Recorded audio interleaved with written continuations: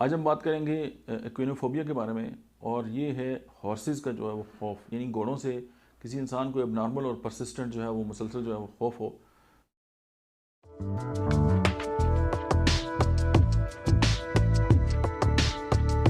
तो यानी कि कोई इंसान जो है वो घोड़ों को देखकर जो है वो खौफ का शिकार हो जाए और अनजाना खौफ जो है उसके ऊपर तारी हो जाए और उसके साथ उसकी शदीद जो है वो बेचैनी हो जाए। और आमतौर उसके बाद होता क्या है कि ऐसा शख्स जो है वो आमतौर पर जिस चीज़ से भी खौफजदा है उसे अवॉइड करना शुरू हो जाता है। तो एज इट इज़ यही इसी में भी ये बात पाई जाती है कि जो हॉर्सेस हैं उनको वो अवॉइड करता है, दूर ही रहता है। और अच्छा, ये इसलिए नहीं होता कि उसको लगता है कि वो उसको काट देंगे या उसको किक करेंगे या उसको कोई नुकसान पहुंचाएंगे, लेकिन बस उसके ऊपर एक अजीब सा जो है वो खौफ जो है वो तारी रहता है।